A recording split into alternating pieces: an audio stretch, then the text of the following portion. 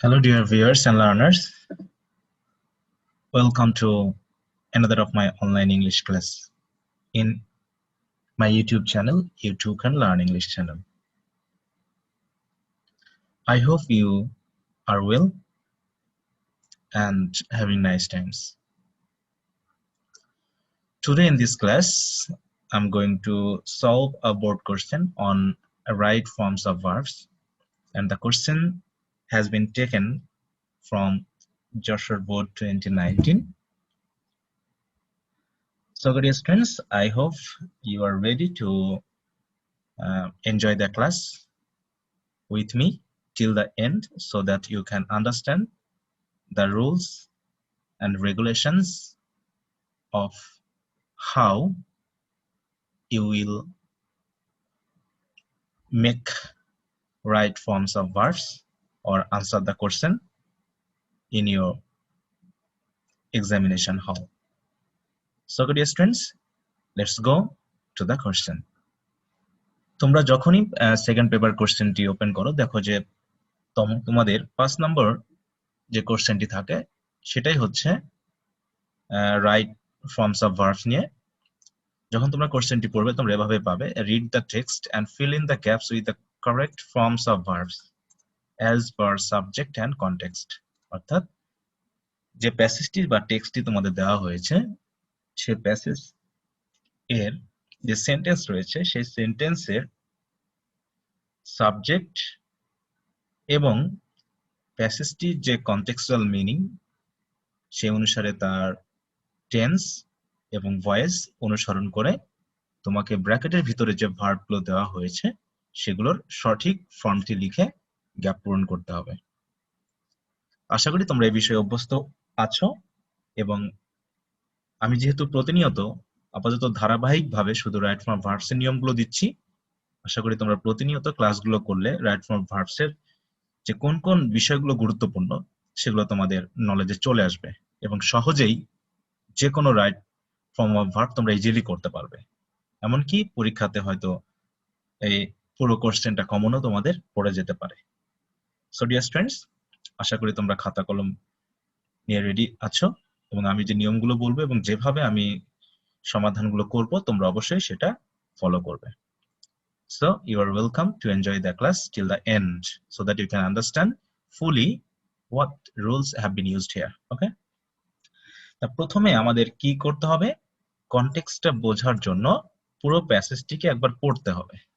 বিষয়টি তোমাদের কাছে কঠিন লাগতে পারে যদি সেন্টেন্সের মিনিং কিভাবে করতে হয় বা ওয়ার্ডগুলো যদি অপরিচিত হয় তাহলে তোমরা হয়তো মিনিং করতে পারবে না। তারপরেও গেস করতে পারতে হবে এখানে কি বলতে চাচ্ছে।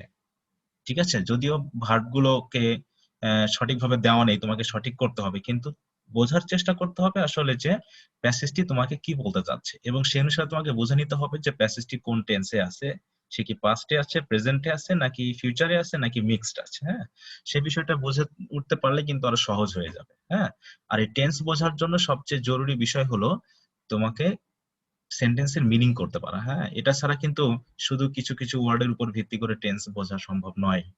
এর জন্য তোমাদের কাছে কিন্তু রাইট ফর্ম ভার্বসটা খুবই কঠিন লাগে। আর রাইট ফর্ম ভার্বস সহ অন্যান্য যে নিয়মগুলো আমি অন্যান্য ভিডিও ক্লাসের মাধ্যমে তোমাদের দিচ্ছি, তোমরা অবশ্যই ভিডিও ক্লাসগুলো ধৈর্যের সহিত দেখবে এবং সেই বিষয়গুলো বুঝে নেওয়ার চেষ্টা করবে। তা চলো আমরা একটু কনটেক্সটটা পড়ে নিই। ওকে, Kuakata locally known as সাগরকন্যা be an uncommon scenic spot of Bangladesh. তাহলে আমরা আইডিয়া করে একটু পড়ে নিই যে কুয়াকাটা লোকালি মানে কি স্থানীয়ভাবে, তাই না? তাহলে কুয়াকাটা যা স্থানীয়ভাবে সাগরকন্যা নামে পরিচিত সেটা হচ্ছে বাংলাদেশের একটি কি আনকমন অসাধারণ দর্শনীয় স্থান। স্পট মানে কি স্থান বা জায়গা, সেনিক মানে কি দর্শনীয়, আনকমন মানে কি অসাধারণ। Kuakata take it origin, take it origin মানে উৎপত্তি লাভ করা। হ্যাঁ, তাহলে কুয়াকাটা উৎপত্তি লাভ করেছে from the story of a কুয়া অ্যান্ড ওয়েল। যেহেতু কুয়া কাটা বলা হচ্ছে, দুইটা শব্দ কিন্তু এখানে যুক্ত হয়েছে, একটা হচ্ছে কুয়া আর একটা হচ্ছে কাটা। তাহলে কুয়া তো আমরা চিনি, হ্যাঁ, মাটি খুঁড়ে গর্ত করে পানি তোলার জন্য যেটা করা হয় সেটা হচ্ছে কুয়া। আর কুয়াটাকে কি করতে হয়, খুঁড়তে হয়, মাটি খুঁড়তে হয়, তাই নাম হয়েছে কুয়া কাটা। তাহলে কুয়া আর ওয়েল, তাই তো, ওয়েল মানে আমরা জানি কুয়া, তাহলে ওয়েল। এন্ড আরেকটা ওয়ার্ড কি ডার্গ অন দ্য সি শোর, তাহলে ডাক মানে হচ্ছে কাটা বা খোঁড়া, তাহলে কুয়াকাটা এই শব্দটা থেকেই কিন্তু কুয়াকাটা শব্দটি আসলে এসেছে, যে সমুদ্র সৈকতে কুয়া কাটা হয়েছিল তার উপর ভিত্তি করে, সেই গল্পের উপর ভিত্তি করে কুয়াকাটা শব্দটি উৎপত্তি লাভ করেছে। ইট অ্যালাউ আ ভিজিটর, অ্যালাউ মানে কি অনুমতি দেওয়া বা করতে দেওয়া, তাই না? তাহলে এটা একজন ভিজিটরকে কি করে অ্যালাউ করে to watch both the sunrise and the sunset from the beach, তাই তো? এই বিচ থেকে বা সমুদ্র সৈকত থেকে একই সাথে সূর্য ওঠা এবং সূর্য অস্ত যাওয়া উভয় দৃশ্য অবলোকন করার যে সুযোগ, সেটা কিন্তু এই কুয়াকাটা বা এই যে সমুদ্র সৈকতটি একজন ভিজিটরকে সেই সুযোগ দান করে, এটা বলা হচ্ছে, তাই না? The beach have a typical natural setting, তাহলে বিচের রয়েছে কি একটি সাধারণ যে সেটিং থাকে, সমুদ্র সৈকতে কেমন থাকে, লম্বা বা দীর্ঘ একটা বালু চর থাকে, নারকেল গাছ থাকে, সামনে থাকে সমুদ্র বা নদী, বিস্তীর্ণ নদী এবং বিস্তীর্ণ পানি। তো এই সেটিংটা কিন্তু কুয়াকাটারও আছে, এটা বলা হচ্ছে। দিস স্যান্ডি বিচ, আমরা জানি যে বালুময় তীর, হ্যাঁ, স্লপ জেন্টলি ইনটু দ্য বে, স্লপ মানে কি ঢালুভাবে নেমে যাওয়া, জেন্টলি মানে কি স্বাভাবিকভাবে, একবারে হঠাৎ করে নেমে যায়নি, বরং জেন্টলি, স্লপ জেন্টলি মানে হচ্ছে স্বাভাবিকভাবে ঢালুভাবে, বে মানে কি ওই যে সমুদ্রের যে সৈকত রয়েছে, আমাদের যে বঙ্গ উপসাগর রয়েছে, সেই উপসাগরের মধ্যে বিচটা বা সমুদ্র সৈকতটা ঢালুভাবে নেমে গেছে। and bathe there is as pleasant as swimming or diving, অতএব বেদ মানে কি গোসল করা, অতএব সেখানে গোসল করা, সাঁতার কাটা এবং ডাইভিং করার মতোই কি আনন্দদায়ক। তাহলে সেখানে শুধু সুইমিং বা ডাইভিং করা নয়, যদি কেউ সুইমিং নাও জানে সেখানে কিন্তু সে মোটামুটি গোসল করতে পারবে, কারণ খুব একটা পাড়টা হঠাৎ করে ঢালুভাবে নেমে যায়নি, বরং জেন্টলি যাওয়ার কারণে সে অল্প পানিতেই কিন্তু গোসল করে নিতে পারবে, এরকম একটা সেন্স এখানে এই সেন্টেন্সের মাধ্যমে দান করা হচ্ছে, তাই তো? ফিশিং বোটস, মাছ ধরা যে নৌকাগুলো আছে, প্লাই মানে কি চলাচল করা, ইন দা বে অফ বেঙ্গল, তাহলে বঙ্গোপসাগরে যে মাছ ধরার নৌকাগুলো চলাচল করে, অ্যান্ড সার্ফিং ওয়েভস, এবং ঢেউ কেটে পানিগুলো যে একটার উপর একটা আশ্রে পড়ছে, তাই না? একটা ঢেউ এসে আশ্রে পড়ছে আর একটা ঢেউয়ের উপর, এই যে একটা দৃশ্য, এই পুরোটা কি করে add to the vibrant colours of Kuakata, কুয়াকাটার যে সৌন্দর্য, সেই আশ্চর্য বা চমৎকার যে কালার, হ্যাঁ, বা আমাদের যে একটা বর্ণ দান করে, তাই না? বিভিন্ন ধরনের বর্ণের যে মিশ্রণ, সেই মিশ্রণটাকে আরো বেশি কি করে আহ মোটামুটি প্রাচুর্যময় করে তোলে। তাই বলছে যে steps take to preserve the beauty of the famous beach, তাহলে এই যে বিখ্যাত একটা সমুদ্র সৈকত, এই সমুদ্র সৈকতের সৌন্দর্যটাকে প্রিজার্ভ করে রাখার জন্য কি করতে হবে, পদক্ষেপ নিতে হবে। তাহলে এই হলো আমাদের কনটেক্সটটা এই প্যাসেজের, মানে প্যাসেজ থেকে আমরা কি বুঝলাম, তাহলে এখানে কুয়াকাটা সম্পর্কে আলোচনা করা হয়েছে, কুয়াকাটার কিছু বৈশিষ্ট্য এবং তার যে সৌন্দর্য, এই বিষয়টা আলোচনা করা হয়েছে। তাহলে বিষয়টা খুবই সহজ বলে তোমাদের কাছে এখন মনে হবে।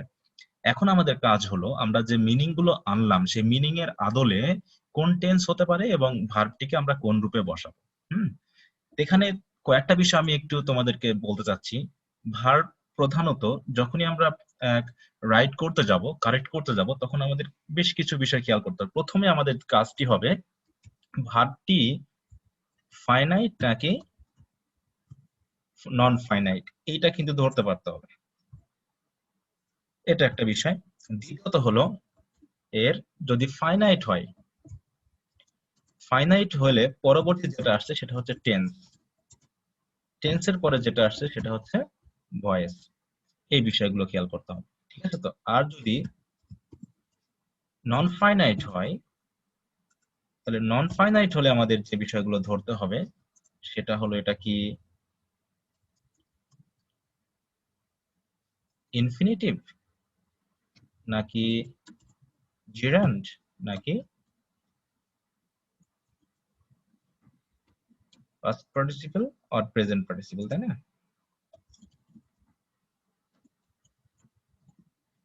এই বিষয়গুলো ধরতে পারতে হবে। তাহলে আমাকে প্রথমেই ধরতে হবে এটা যে ভার্বটি আমরা ধরবো সেটা হবে ফাইনাইট নাকি নন ফাইনাইট। তারপরে হচ্ছে ফাইনাইট ভার্ব যদি হয় তাহলে তার টেন্সটা কি হবে, এবং টেন্স ধরার পর আমাকে ভাবতে হবে এটা কি অ্যাক্টিভ ভয়েসে নাকি প্যাসিভ ভয়েসে। আর যদি ফাইনাইট না হয় তাহলে আমাদের সরাসরি চলে যাবো নন ফাইনাইটে। নন ফাইনাইটে কি আমাকে ভাবতে হবে এটা ইনফিনিটিভ নাকি জিরান্ট নাকি প্রেজেন্ট পার্টিসিপল অথবা পাস্ট পার্টিসিপল। এই বিষয়গুলো ধরতে পারলে মোটামুটি আমাদের কভার হয়ে যাবে। এই কয়টা বিষয় আমাদের মোটামুটি ভাবতে হয়। তাহলে আমরা প্রথমে কিভাবে ধরবো এটা ফাইনাইট নাকি নন ফাইনাইট, এই বিষয়টা আমরা কিভাবে ধরবো, এখানে হলো সবচেয়ে গুরুত্বপূর্ণ বিষয়। তাহলে একটু আলোচনা করে নিই, কারণ এখানে নন ফাইনাইট ভার্বের ব্যাপারটা বেশ এসেছে, যেগুলো অন্যান্য যেগুলো কাজ করেছি বা ভিডিও করেছি সেখানে অতটা আসেনি, কিন্তু এই বিষয়টা এসেছে এবং এই প্যাসেজটা তো আমাদের ইংলিশ ফার্স্ট পেপার বই থেকে কিন্তু আসলে নেওয়া হয়েছে। আমি বিস্তারিত আলোচনা করছি, ভিডিওটা একটু বড় হতে পারে, কিন্তু তোমরা অবশ্যই সাথে থেকে দেখবে। তাহলে ফাইনাইট হবে না নন ফাইনাইট হবে সেটা দেখার জন্য আমাকে প্রথমে ধরতে হবে সেন্টেন্সটি কি সিম্পল নাকি কমপ্লেক্স নাকি কম্পাউন্ড। কারণ আমরা জানি সিম্পল সেন্টেন্সে একটা মাত্র ফাইনাইট ভার্ব থাকে, তবে ওই সিম্পল সেন্টেন্সে একের অধিক নন ফাইনাইট ভার্ব থাকতে পারে। কিন্তু যদি কমপ্লেক্স বা কম্পাউন্ড হয় তাহলে কিন্তু ওই সেন্টেন্সে যতগুলো ক্লজ থাকবে ততগুলো কিন্তু ফাইনাইট ভার্ব থাকবে। এমনকি এমনও হতে পারে যে যদি আবার প্রতিটা ক্লজের ভিতরে কিন্তু একটা আবার ফাইনাইট ভার্ব থাকে, তার ভিতরে আবার একের অধিক নন ফাইনাইট ভার্ব থাকতে পারে। তার মানে সেন্টেন্সটা সিম্পল নাকি কোনো একটা নির্দিষ্ট সিম্পল বা কমপ্লেক্স বা কম্পাউন্ড সেন্টেন্সের ক্লজ, এটা আমাকে ধরতে হবে। এবার ওই সিম্পল সেন্টেন্স বা ক্লজের ভিতরে কোনো ফাইনাইট ভার্ব অলরেডি আছে কিনা সেটা দেখতে হবে। যদি ফাইনাইট ভার্ব থেকে থাকে তাহলে আমাকে যে ভার্বটি ব্র্যাকেটে থাকবে সেটাকে নন ফাইনাইট করতে হবে। কিন্তু যদি ফাইনাইট ভার্ব দেওয়া না থাকে তাহলে আমাকে বুঝতে হবে ওই ব্র্যাকেটের ভার্বটিকেই ফাইনাইট করতে হবে। আবার এমনও হতে পারে যে ফাইনাইট এবং নন ফাইনাইট উভয়টাতেই ব্র্যাকেট দেওয়া রয়েছে, তখন আমাকে সেন্টেন্সের অর্থ বুঝে একটু কাজ করতে হবে, যে আমাকে বুঝে নিতে হবে এই দুটো ভার্বের মধ্যে কোনটাকে ফাইনাইট এবং কোনটাকে নন ফাইনাইট করলে অর্থটা পূর্ণাঙ্গ হয়। এই তিনটা বিষয় আমাকে কিন্তু মোটামুটি ফাইনাইট নন ফাইনাইট ধরার জন্য ব্যবহার করতে হবে। আমি আবার রিপিট করছি, আমি একটু এখানে লিখি। প্রথমে আমাকে ধরতে হবে সিম্পল, কমপ্লেক্স, কম্পাউন্ড। তাহলে সেন্টেন্সটা কি, সেন্টেন্সটা আমি পড়বো সেটা কি সিম্পল, কমপ্লেক্স নাকি কম্পাউন্ড, তাই তো?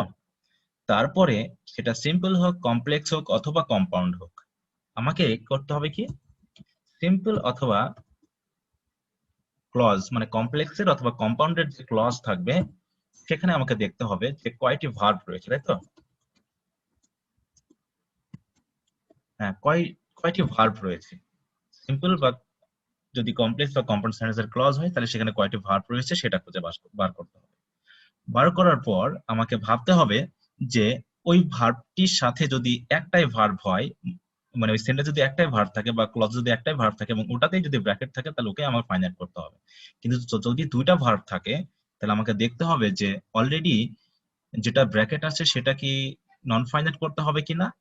তাহলে আমাকে দেখতে হবে যে যেটাতে ব্র্যাকেট নাই বা অলরেডি সেন্টেন্সে দেওয়া আছে সেটা ফাইনাইট ফর্মে আছে কিনা। যদি ফাইনাইট ফর্মে থাকে তাহলে তো আমাকে নন ফাইনাইট করতে হবে ব্র্যাকেটের ভার্বটিকে, তাই না?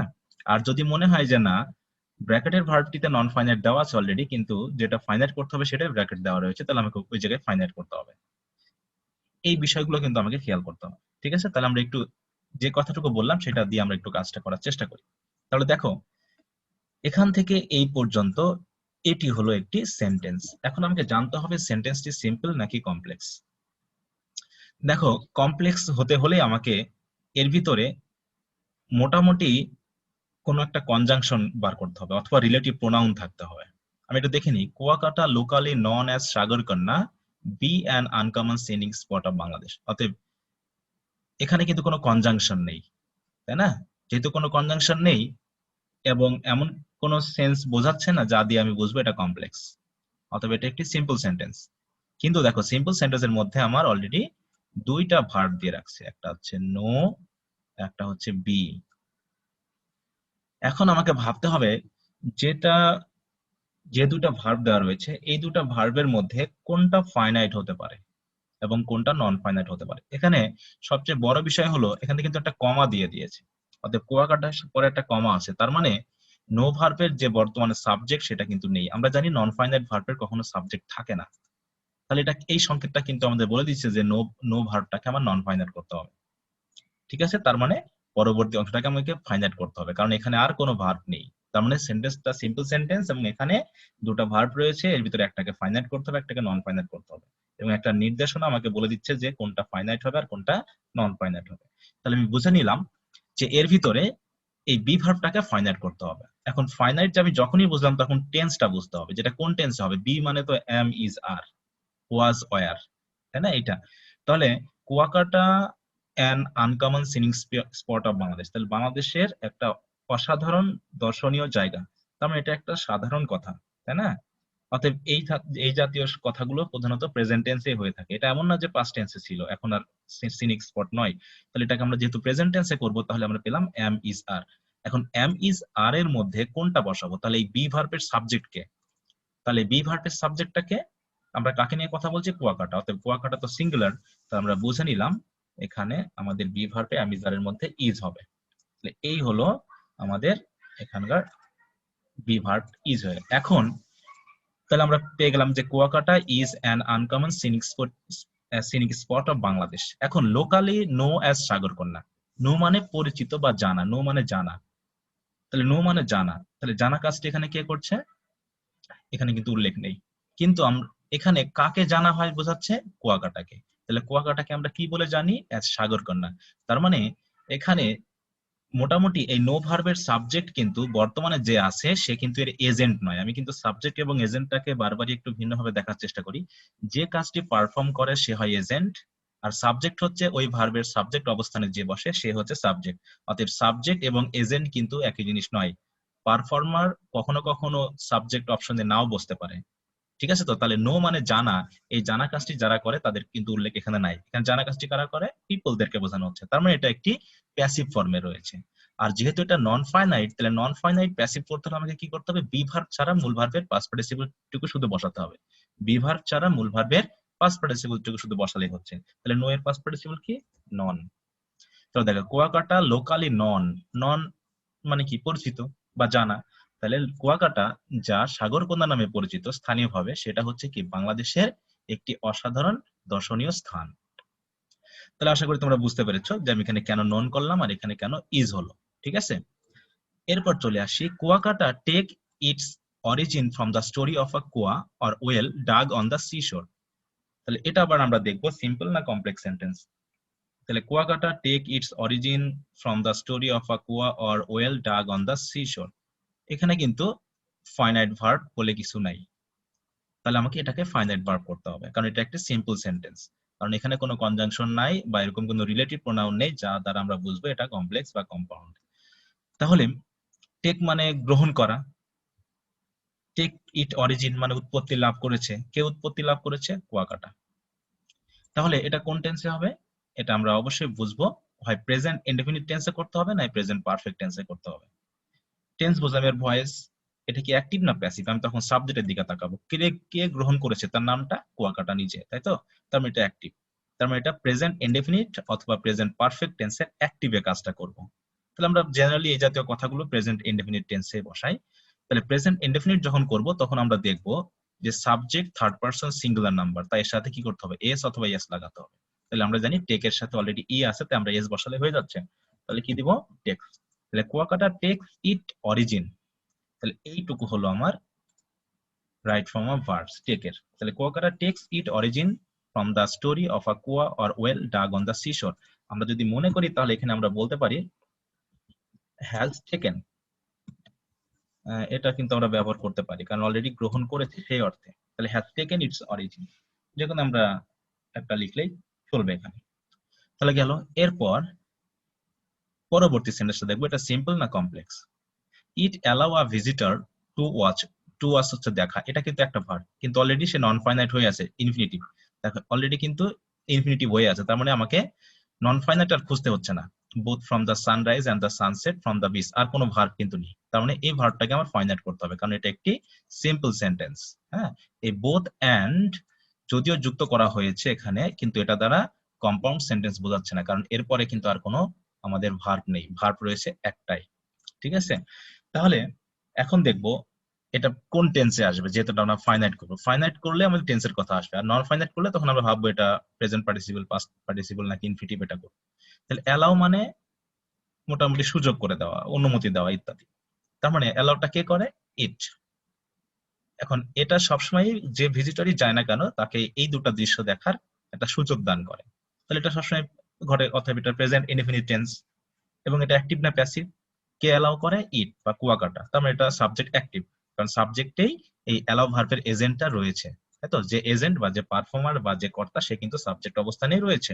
অতএব এটা যেহেতু অ্যাক্টিভ এবং প্রেজেন্ট ইনডেফিনিট টেন্স এবং যেহেতু subject third person singular number, তাই আমি কি করবো এখানে অ্যালাউস করে দিলাম। তাই তো, এই বিষয়গুলো দেখো আমি কি কি ভাবছি, এই ভাবনাগুলো কিন্তু তোমাদের পরীক্ষার হলে আসতে হবে, তা না হলে কিন্তু সমস্যায় পড়ে যাবে। ঠিক আছে তো, তাহলে এটা গেল সিম্পল সেন্টেন্স, ফাইনাইট ভার্ব এটা করতে হয়েছিল এবং যেহেতু প্রেজেন্ট ইনডেফিনিট টেন্স তাই আমি এভাবে বসিয়ে দিলাম। এরপর বলা হচ্ছে দ্য বিস have a typical natural setting, এটাও একটা সিম্পল সেন্টেন্স, আর কোনো ভার্ব নেই, অতএব তাহলে একে আমাকে ফাইনাইট করতে হবে। তাহলে এর একটা সাধারণ যে আহ, মোটামুটি সেটিং রয়েছে, সেটিং মানে কি দৃশ্যপট বা আকৃতি, তাই না, সেটা কিন্তু অলরেডি অন্যান্য বিচের মতোই। তাহলে এই জন্য এটা প্রেজেন্ট ইনডিফিনিট টেন্স এবং যেহেতু কার রয়েছে এই বিসের রয়েছে, অতএব এটা অ্যাক্টিভ এবং যেহেতু অ্যাক্টিভ তাহলে আমাকে করতে হবে কি প্রেজেন্ট ইনডিফিনিট টেন্সে বসাতে হবে। এখন হ্যাভ এর প্রেজেন্ট ইনডিফিনিট টেন্স হচ্ছে হ্যাভ অথবা হ্যাজ। আমরা জানি হ্যাজ কখন বসে, যদি subject third person singular number হয়, তাহলে দ্য বিস হচ্ছে এখানে থার্ড পারসন সিঙ্গুলার নাম্বার, তাই হ্যাভ এর পরিবর্তে আমরা এখানে কি লিখবো, হ্যাজ লিখব। ঠিক আছে না? তাহলে দেখো প্রেজেন্ট ইনডেফিনিট আসলে আমাকে ভাবতে হবে এটা কি থার্ড পারসন বা প্লুরাল ফর্ম বা সিঙ্গুলার ফর্ম কি না। হ্যাঁ, এই সাবজেক্টের ব্যাপারটা কিন্তু আমাকে ভাবতেই হবে। তাহলে আমরা এখানে হ্যাজ বসালাম, কেন বসালাম তোমরা নিশ্চয়ই বুঝতে পেরেছো। এরপর চলে আসি this sandy beach slope gently into the bay and dash there is as pleasant as is swimming or diving. এখানে দেখো এখানে একটু মিস হয়েছে, as is swimming or diving, ঠিক আছে। হ্যাঁ, তাহলে এখানে দেখো অ্যান্ড দিয়ে কিন্তু একটা কম্পাউন্ড সেন্টেন্স গঠন করা হয়েছে। তাহলে কম্পাউন্ড সেন্টেন্সের প্রথম অংশ হচ্ছে এইটা, আর দ্বিতীয় অংশ হচ্ছে এখান থেকে শুরু করে এইটা। তাহলে আমাকে প্রথম অংশটুকুর কাজ, প্রথম ক্লজটার কাজ আমরা করে নিব। তাহলে প্রথম ক্লজে দেখবো আমরা অন্য কোনো ভার্ব আছে কিনা, নেই। দিস স্যান্ডি বিচ এটা হচ্ছে সাবজেক্ট, স্লপ হচ্ছে ভার্ব, জেন্টলি হচ্ছে অ্যাডভার্ব, ইনটু দ্য বে হচ্ছে আরেকটি অ্যাডভার্ব। তাহলে স্লপ মানে কি ঢালুভাবে নেমে যাওয়া, তাই এটা তো সাধারণ একটা ঘটনা, প্রত্যেকটা বিচে এরকমই থাকে। তাই এখানেও আমরা একে প্রেজেন্ট ইনডিফিনিট টেন্স দিয়ে করব এবং যেহেতু this sandy beach third person singular number, তাই আমরা এর সাথে এস বাই এস যুক্ত করবো। তাহলে কি লিখবো, স্লপস। তাহলে দিস স্যান্ডি বিচ স্লপস জেন্টলি, তো মৃদুভাবে স্বাভাবিকভাবে উপসাগরের মধ্যে, বঙ্গোপসাগরের মধ্যে নেমে গেছে। অ্যান্ড এবার চলে আসি, দেখো এখানে একটা গুরুত্বপূর্ণ বিষয়, এই অংশটুকু হচ্ছে আমাদের আরেকটি ক্লজ এই কম্পাউন্ড সেন্টেন্সে। কিন্তু এখানে দেখো কয়টা ভার্ব রয়েছে, ইজ একটি ভার্ব, এই ইজ একটি ভার্ব। এখন যেহেতু ইজ একটি ভার্ব তাহলে ইজ ভার্বের একটা সাবজেক্ট লাগবে। এখন দেখো সাবজেক্টে আমরা জানি যদি কোনো ওয়ার্ড বসে বা যদি কোনো ভার্ব বসে সে হয় কি নাউন, তাই না, সেটা নাউন, যে কোনো ওয়ার্ডই আসলে সাবজেক্টে বসে তাকে আমরা নাউন করি। এখন যদি কোনো ভার্ব বসে তাহলে সেই ভার্বটাকে আমরা কি করে নাউন করি, জিরান্ড বানায় নাউন করি। তাহলে এখানে ভার্ব হচ্ছে বেইদ, গোসল করা, তাহলে এখানে জিরান করতে হবে কারণ আমরা ইজ ভার্বের সাবজেক্ট হিসাবে তোকে পেয়েছি আর কি। তাহলে এর সাথে আইএনজি করে দিব, তাহলে বেইদিং দেয়ার, তাহলে গোসল করা। তাহলে আমরা একটু এটা করি, B A T H N, যে bathing there is as pleasant as swimming or, দেখো ডাইভিং, কারণ এগুলো কমপ্লিমেন্টে কিন্তু নাউন বসে আমরা জানি। হ্যাঁ, তার জন্য এখানে আইএনজি করা হয়েছে, যদি এগুলো তো কিন্তু ব্র্যাকেট থাকতে পারতো ভার্ব, তাই না, যে এই বিষয়গুলো আমরা একটু খেয়াল করবো। তাহলে এটা হলো একটা ব্যাপার যে একটা কমপ্লেক্স সেন্টেন্সে দুটো কম্পাউন্ড সেন্টেন্স ছিল এটা, এখান থেকে শুরু করে এই পর্যন্ত। এর প্রথম ক্লজটাকে প্রথম অবস্থায় বসালাম, দ্বিতীয় ক্লজটাকে আমরা দ্বিতীয় অবস্থানে বসিয়ে আলাদা আলাদা করে ফাইনাইট এবং নন ফাইনাইট ভার্ব খুঁজে নেওয়ার চেষ্টা করেছি। এরপর চলে আসি এখান থেকে শুরু করে এই পর্যন্ত। এখন দেখার চেষ্টা করি এটা সিম্পল নাকি কমপ্লেক্স নাকি কম্পাউন্ড সেন্টেন্স। এখানেও দেখো মোটামুটি এই সেন্টেন্সের ভিতরে দুইটা কিন্তু ভার্বের ব্র্যাকেট রয়েছে। তাহলে fishing boats flying in the bay of Bengal and surfing waves add to the vibrant colours of Kuakata. এখন এইখানে একটু জটিলতায় পড়তে হবে, যেখানে অলরেডি একটা ভার্ব দেওয়া আছে অ্যাড টু মানে যুক্ত করা, এটা কিন্তু অলরেডি আমার একটা ফাইনাইট ভার্ব দেওয়া রয়েছে। এখন এই ফাইনাইট ভার্বটা অর্থ দিয়ে বুঝতে হবে যে পূর্বের সাবজেক্ট কতটুকু, অ্যাড মানে যুক্ত করা। তাহলে add to the vibrant colours of Kuakata, তাহলে কুয়াকাটার যে সৌন্দর্য রয়েছে, এর যে জাঁকজমকতা রয়েছে তাতে যুক্ত করে, কালার্স যুক্ত করে, তাই না। কারা যুক্ত করে, fishing boats flying in the bay of Bengal and surfing waves, এই বিষয়টা খেয়াল করতে হবে। তাহলে fishing boats fly in the bay of Bengal and surf waves, এখন এই অংশটুকু হচ্ছে আমার সাবজেক্ট, দুটা সাবজেক্টকে অ্যান্ড দিয়ে যুক্ত করা হয়েছে, ঠিক আছে, দুটা সাবজেক্টকে কিন্তু অ্যান্ড দিয়ে যুক্ত করা হয়েছে এবং দুটা সাবজেক্টের ভার্ব হচ্ছে অ্যাড, কারণ এই সৌন্দর্যটাকে বাড়িয়ে দেয় দুটা দিচ্ছে, একটা হচ্ছে ফিশিং বোট আর একটা হচ্ছে সার্ফিং ওয়েভ। এখন ফিশিং বোট কোথাকার ফিশিং বোট, যেটা বে অফ বেঙ্গলে চলাচল করে, তাহলে এটুকু হচ্ছে আমাদের নন ফাইনাইট, কারণ সাবজেক্টে যেহেতু আমরা বসাবো অতএব সাবজেক্টে ফ্রেজ তৈরি করতে হবে, একটা ভার্ব তৈরি করা, মানে ফাইনাইট ভার্ব এখানে রাখা যাবে না। তাহলে দেখো fishing boats fly in the bay of Bengal, এখন এখানে আইএনজি করব না ইনফিনিটিভ করব নাকি পাস্ট পার্টিসিপল করব, এটা হলো বড় ব্যাপার।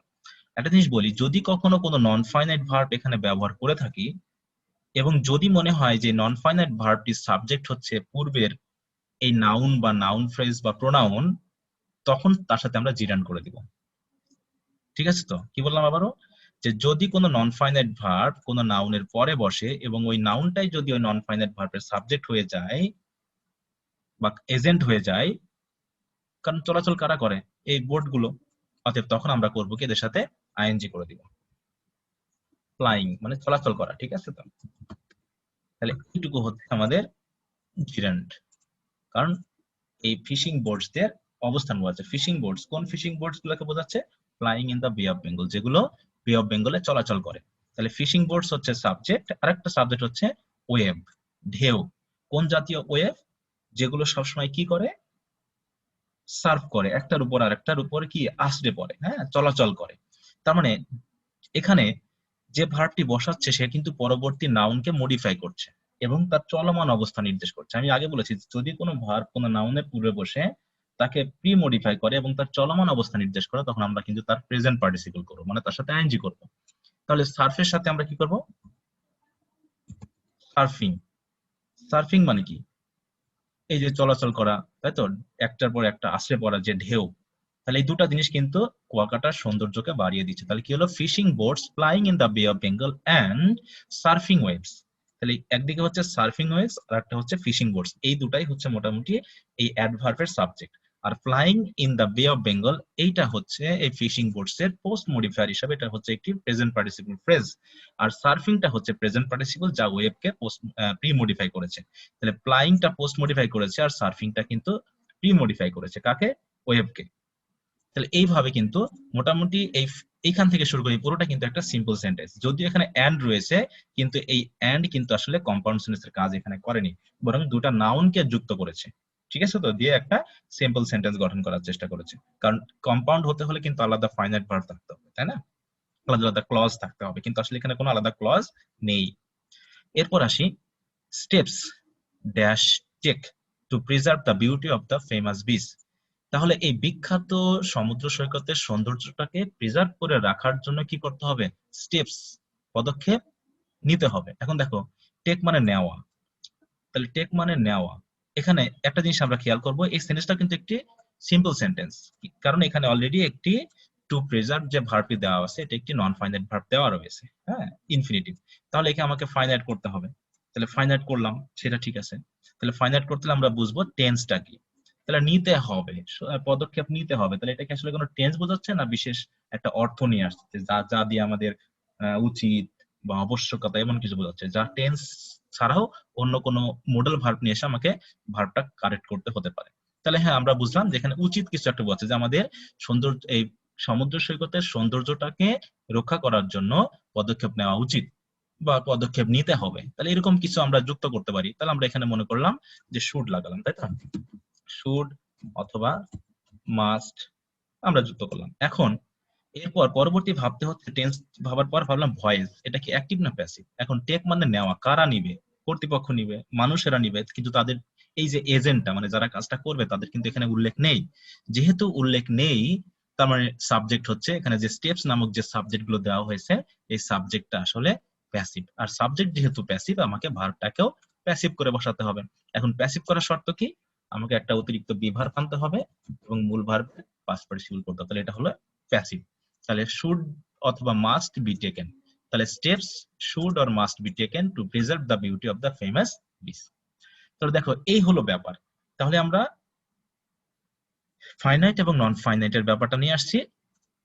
তারপরে আমরা যখনই সেন্টেন্সগুলোকে ফাইনাইট নন ফাইনাইট এগুলো খুঁজে পাওয়ার চেষ্টা করব, তখন আমাকে সেন্টেন্স খুঁজতে হবে যে সিম্পল, কমপ্লেক্স, কম্পাউন্ড কিনা। এবার ফাইনাইট নন ফাইনাইটের ব্যাপারটা আরো বেশি ক্লিয়ার হওয়ার জন্য, সিম্পল হলে তো সিম্পল সেন্টেন্সটা ভালো, কিন্তু যদি কমপ্লেক্স বা কম্পাউন্ড হয় তখন তার ক্লজের ব্যাপারটা ভাবতে হবে। ক্লজটা বার করে নেওয়ার পরেই আমাকে ভাবতে হবে ওই সিম্পল সেন্টেন্স বা ক্লজে কয়টা করে ভার্ব আছে। যেমন এখানে দেখলাম, শেষেরটা আবারও বলি, steps should be taken to preserve the beauty of the famous beach. তাহলে এখানে টু প্রিজার্ভ একটা ভার্ব, আবার টেকও একটা ভার্ব, কিন্তু টু প্রিজার্ভ অলরেডি আমার এখানে নন ফাইনাইট দেওয়া রয়েছে এবং এখানে কোনো এমন কোনো ক্লজ মানে কনজাংশন নেই বা হচ্ছে আমার রিলেটিভ প্রোনাউন নেই যা দিয়ে বুঝবো এটা একটি কমপ্লেক্স বা কম্পাউন্ড সেন্টেন্স, বরং এটা একটি সিম্পল সেন্টেন্স। তো আমাকে এই বিষয়গুলো ধরতে পারতে হবে। যদি এগুলো না ধরি তাহলে হয় আমাকে মুখস্থ করতে হবে, আর নয় সিম্পলি আন্দাজে আমাকে কাজগুলো করতে হবে, যেগুলো দ্বারা আমি নিশ্চিতভাবে বুঝতে পারবো না যে আমি আসলে সঠিকভাবে কাজটা করলাম নাকি ভুল হয়ে গেল। তো ডিয়ার স্টুডেন্টস, আশা করি তোমরা এতক্ষণ আমার সাথে ছিলে এবং বুঝতে পেরেছো যে আমি কিভাবে আসলে এই কারেক্ট ফর্ম অফ ভার্বস গুলো করেছি এখানে। তাহলে প্রত্যেকটা ব্যাপারে কিন্তু আমি তোমাদেরকে আলাদা আলাদা করে বুঝিয়ে দেওয়ার চেষ্টা করেছি। তারপরে যদি তোমাদের বুঝতে অসুবিধা হয়, তোমরা অবশ্যই এই ভিডিও ক্লাসের ডেসক্রিপশন বক্সে কমেন্ট বক্সে তোমরা তোমাদের মতামত জানাবে বা তোমাদের সমস্যাটা অবশ্যই আমাকে জানাবে, ঠিক আছে? তবে ভিডিও ক্লাসটি শেষ করার পূর্বে তোমাদের কাছে অনুরোধ রইল যে যদি তোমরা এই চ্যানেলে নতুন হয়ে থাকো তাহলে অবশ্যই চ্যানেলটিকে সাবস্ক্রাইব করে নিবে এবং পাশে থাকা বেল বাটনটিকে অবশ্যই প্রেস করে রাখবে, যাতে তোমরা সাথে সাথে নতুন কোনো ভিডিও আপলোড করলে বা নতুন কোনো ভিডিও ক্লাস লাইভ নিলে তোমরা তার নোটিফিকেশন পেয়ে যাও। এবং যে কোনো সমস্যায় তোমরা এই যে এই মোবাইল নাম্বার দেওয়া রয়েছে এবং এছাড়া আমাদের ফেসবুক পেজ রয়েছে, গ্রুপ রয়েছে এবং এই ভিডিও ক্লাসের যে কমেন্ট বক্স রয়েছে তার মাধ্যমে কমেন্ট করে তোমরা আমার সাথে যোগাযোগ করতে পারো। এবং প্রত্যেকটা ভিডিও ক্লাসের ডেসক্রিপশন বক্সে আমি অন্যান্য ভিডিও ক্লাসের যে লিঙ্ক সেগুলো দিয়ে দিই। যেমন আমি রাইট ফর্ম অফ ভার্বস এর 2019 দিনাজপুর 2019 একটা ক্লাস নিয়েছি। এছাড়া দেখো রাজশাহী বোর্ড 2019 একটা ক্লাস নিয়েছি। তোমরা যখন এই ক্লাসের নিচে যাবে তখন তোমরা দেখবে যে এর নিচে যে ডেসক্রিপশন বক্স রয়েছে, এই ডেসক্রিপশন বক্সে কিন্তু এই যে 2019 আর্টিকেল, প্রিপজিশন বা এইগুলোর বিভিন্ন ভিডিও ক্লাস কিন্তু আমি দিয়ে রেখেছি। বেসিক সেন্টেন্স প্যাটার্ন সম্পর্কে দিয়ে রেখেছি, তোমাদের এগুলো জানা দরকার যাতে তোমরা সিম্পল, কমপ্লেক্স, কম্পাউন্ড এই সেন্টেন্সগুলো ধরতে পারো। এছাড়া particle, preposition, phrase, complementary, adverb কি, এই বিষয়গুলো কিন্তু আমি বিস্তারিত আলোচনা করেছি। তো আশা করি তোমরা এই ভিডিও ক্লাসগুলো অলরেডি দেখেছো, আর যদি না দেখে থাকো তাহলে অবশ্যই ভিডিও ক্লাসগুলো দেখে নিবে। আর যদি ভিডিও ক্লাসটি ভালো লেগে থাকে তোমরা অবশ্যই ভিডিও ক্লাসটি লাইক করবে, বন্ধুদের সাথে আবারও বলছি শেয়ার করে নিবে এবং সাবস্ক্রিপশন বাটনে ক্লিক দিয়ে অবশ্যই সাবস্ক্রাইব করে নিবে আমার এই ভিডিও ক্লাসে, মোটামুটি আমার এই চ্যানেলে সাথে থাকার জন্য। So good, dear students, and thanks for watching the video class till the end. Hope for the best. I wish to meet you again in the next class with another important topic which will be beneficial to you. Till then, stay safe and sound. Bye.